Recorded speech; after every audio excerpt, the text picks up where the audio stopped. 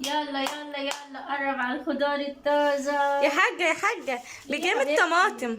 الكيلو يا حبيبتي ب10 جنيه بس عشان خاطر. بس امال لو كانت غاليه بقى كنتوا هتعملوا فينا ايه؟ ايه يا حبيبتي بصي الخضار يا ماما. لا وبتقولي عشان خاطري، امال لو عشان ما كانش عشان خاطري كنت هتعملي. لا لا انا ماشيه. استني يا ماما بس الورق العنب بسم الله ما شاء الله. لا حول ولا قوة كل إلا دول بالله. بتوعك؟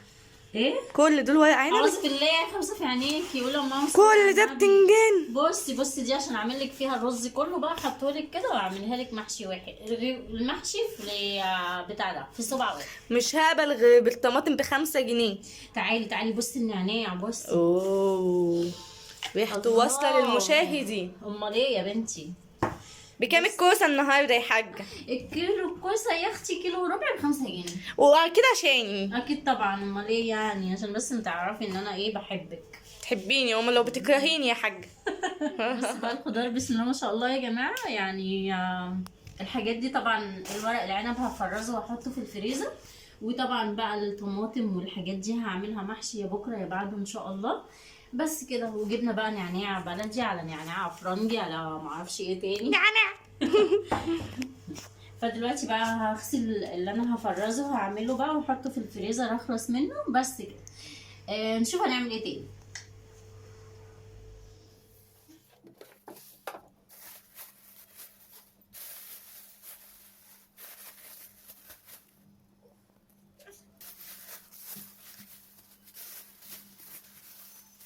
الخضار يا جماعه بسم الله ما شاء الله. عايزه اقول لكم امبارح كنا في سوق معهد الديني، الخضار زي الفل ورخيص جدا جدا. يعني هقول لكم انا جايبه ايه. جايبه ربع كيلو طن ورق عنب ب5 جنيه. تمام. وجبت الخضره المحشي ديت ب3 جنيه. بصوا ما شاء الله. وجبت البتنجان العروس للمحشي كده زي ما انتوا شايفينه، جايباه ب5 جنيه برضو الكيلو. الطماطم ب5 جنيه.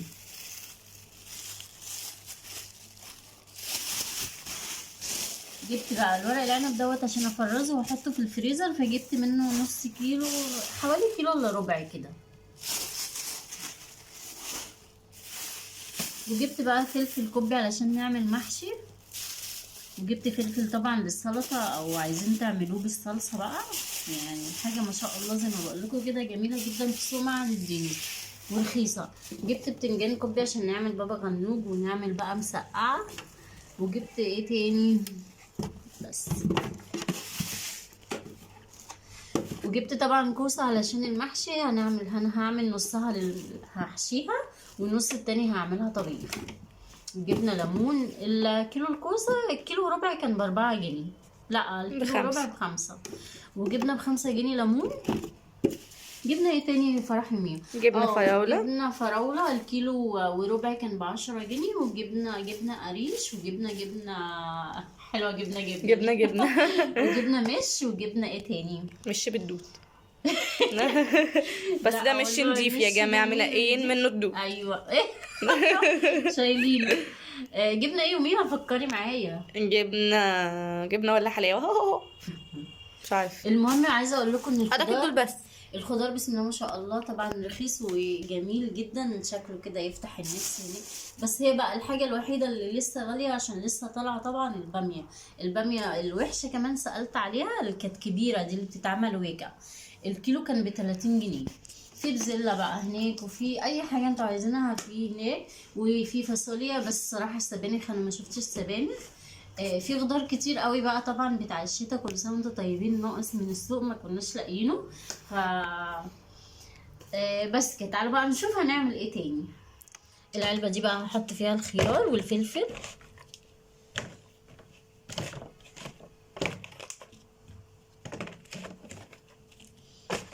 معلش اصل عندي التلاجة يا جماعه صغيره خالص يعني ما بتشيليش حاجه. انا عايزه اجيب حاجات كتير وافرزها بس للاسف التلاجة صغيره عندي. هنحط طبعا الفلفل مع الخيار كده.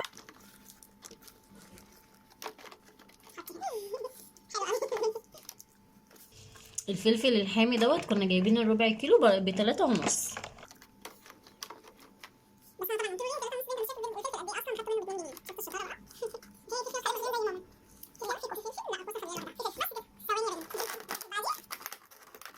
والنبي شكلها حلو، ايه رايكم؟ عسل.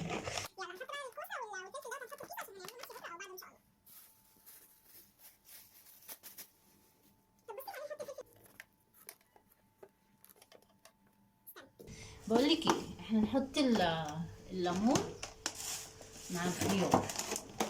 هتقفل؟ ان شاء الله هتقفل. يبقى كده العلبه دي علبه سلطه.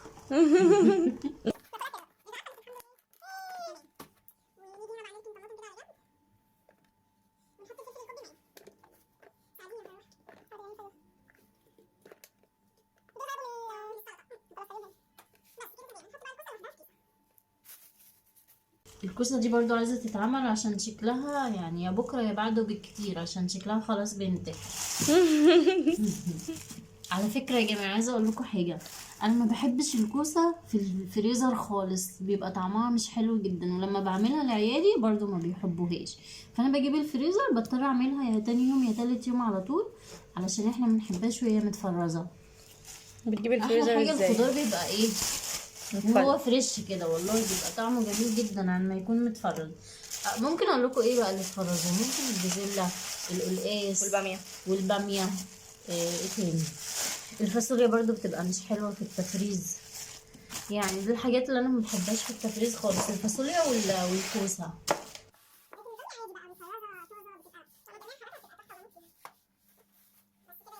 التلاجة. يلا بينا بقى نحط الخضار بتاعنا في التلاجة.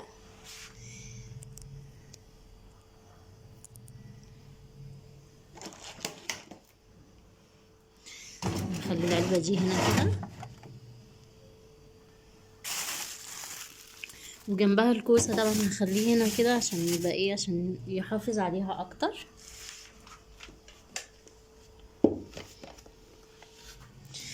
نحط بقى الهدوم بتاعتنا مطرحها.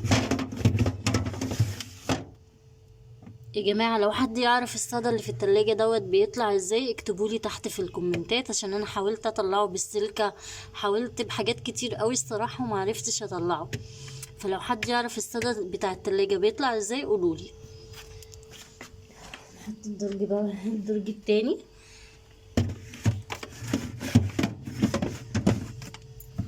بصوا الادراج صغيرة خالص، صغيرة جدا. هحاول بقى اشيل شوية بتنجان من هنا عشان الدرج يقفل، هحطها في الدرج التاني. بس نجرب الصغيرة دي هنا كده، ودي كمان هجرب احطهم بقى هنا مع الطماطم والفلفل.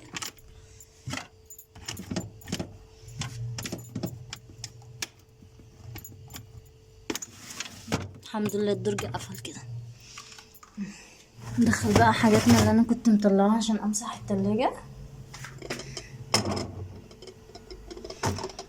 بصوا التلاجة صغيرة صغيرة خالص، ما بتشيليش حاجة. بصوا بقى النعناع القمر دوت انا غسلاه طبعا، غسلته ونقعته في ميه وخل كده وخليته بقى يتصفى، قعدت طبعا انطره جامد عشان الميه اللي فيه زياده تنزل، وبعدين حطيته بقى في الصينيه ديت. وكل شويه بقى ايه يعني، كل ما اروح او اجي عليه بروح قلب الناحيه دي كده علشان ينشف معايا على طول. هنعمل بقى حته دين خلطه يا جماعه للجبنه القريش، هتخليها تحفه. يعني هنحط طبعا عليها فلفل، وهنحطها هوريكم دلوقتي. فين المناديل؟ بس طبعا يا جماعه مش عايزين نقطه ميه في الخلطه اللي احنا هنعملها ديت، يعني انا غسلت الفلفل وهحاول انشفه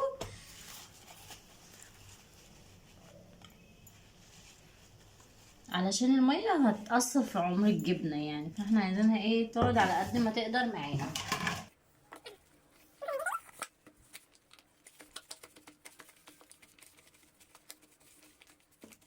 هنخرط بقى الفلفل دوت قطع صغيره قوي.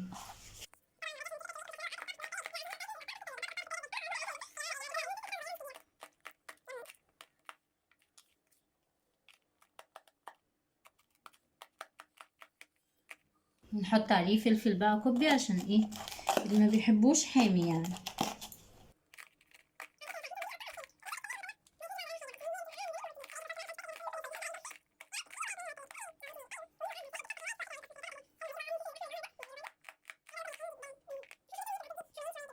جبنا خيارة كده صغيرة اهي، هننشفها برضو كويس.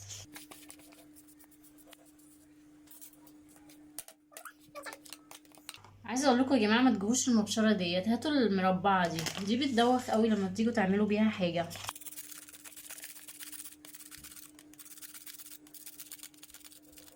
بتدوخ متأكدة؟ يا جماعة لو كنت انا اللي عملت الخيارية دي كنت هاخد ساعة، وكنت هقطع ايدي بقى وانا بعملها. يبقى كده معانا خيار متقطع كده، مش متقطع مبشور، ومعانا فلفل متقطع صغير، وادي العلبه اللي هنعمل فيها. جبنة ومعانا جبنه قريش عليها مش، بس نسيت اوريها لكم انا عملتها ازاي امبارح. مش النزيف. ومعانا جبنه قريش كانت في التلاجة هناخدها هي كمان. ومعانا ايه تاني؟ ومعانا زيت زيتون اهي. ولو حابين بقى تحطوا عليها بقدونس ممكن برضو تجيبوا حزمة بقدونس، تغسلوه كويس قوي وتروحوا مخرطينها ايه قطع صغيرة. يلا بينا بقى نبدأ في الخلطة بتاعتنا.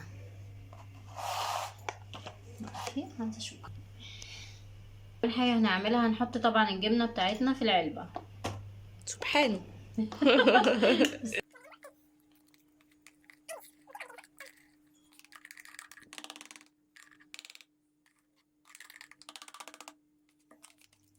نحط عليها بقى الفلفل،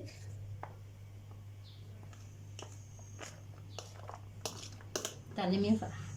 حاضر. ونحط عليها الخيار، تعلمي يا فرح. حاضر.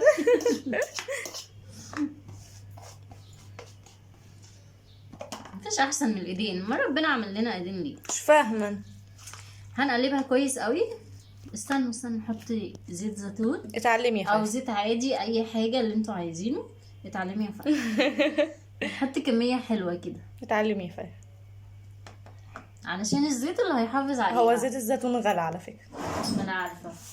بصوا بقى سكر. التكايه دي، ايش هذا؟ هنحط سنه سكر صغيره قوي، علشان ده نوع من ايه، مواد حافظه يعني. بصوا سنه صغيره خالص. هتحافظ لكم على الجبنة يا جماعة. نحطها كده على طبق، على علبه الجبنه الروعه دي. هنقلبها بقى كويس قوي. وزي ما قلت لكم لو حابين تحطوا عليها بقدونس تحطوا عادي.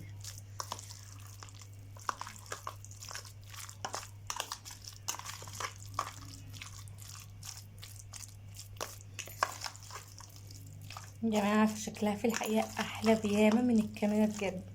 اكتبوا لي بقى رأيكم في الكومنتات يا جماعة.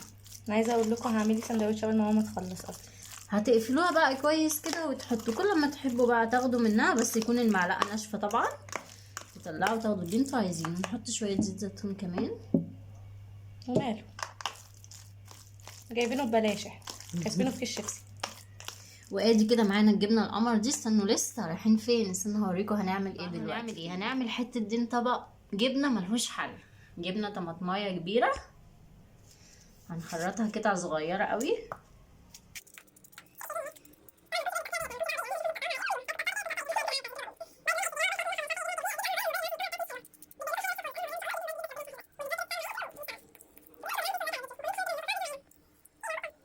ادي كده الطماطم. هناخد بقى حتة جبنة.